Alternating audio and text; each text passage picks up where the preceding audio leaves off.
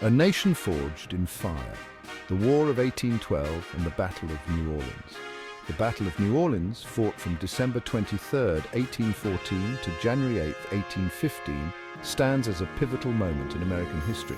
It was a resounding victory for the young United States against the mighty British Empire, fought in the wake of the War of 1812.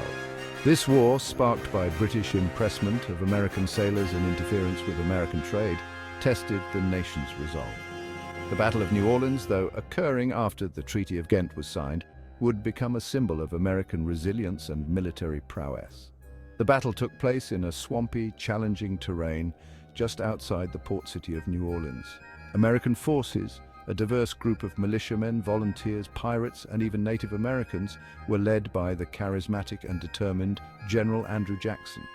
Jackson, a hero of the Creek War and known for his fiery temperament, would become a legend through the battle's outcome. The British, on the other hand, were a seasoned fighting force, veterans of the Napoleonic Wars and confident in their ability to crush the American resistance.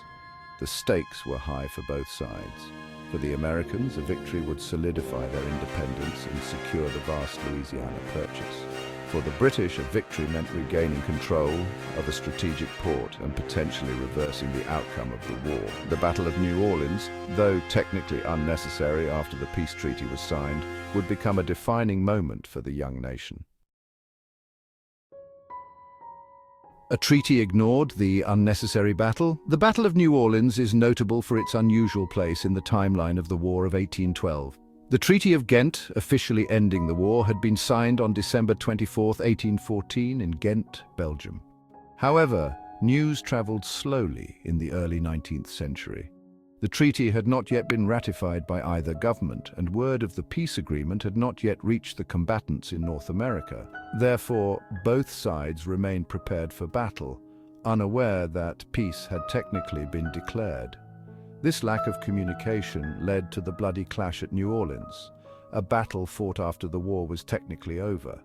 The British, unaware of the peace treaty, were determined to seize New Orleans, a strategically vital port city. Control of New Orleans would give them a foothold in the Gulf of Mexico and potentially allow them to control trade along the Mississippi River.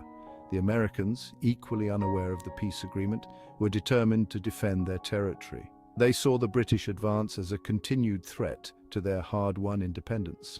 The stage was set for a confrontation that would have far-reaching consequences, despite its occurrence after the formal end of the war.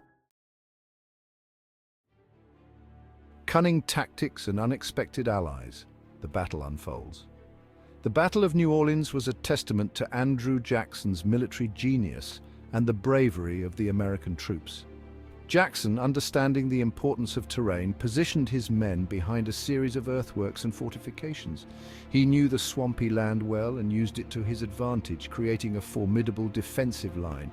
The British, accustomed to traditional European battlefields, were caught off guard by the terrain and the ferocity of the American defense. One of the most interesting aspects of the battle was the involvement of Jean Lafitte and his band of Baratarian pirates. Lafitte, a privateer operating in the Gulf of Mexico, was initially approached by the British to join their fight. However, seeing an opportunity to gain legitimacy and favor with the Americans, Lafitte instead offered his services and valuable knowledge of the local waterways to Jackson. The pirates, skilled gunners and navigators, proved to be valuable allies to the American cause. Their accurate cannon fire and knowledge of the bayous contributed significantly to the American victory. The Battle of New Orleans was a remarkable display of unconventional warfare, with American forces utilizing every advantage they could find.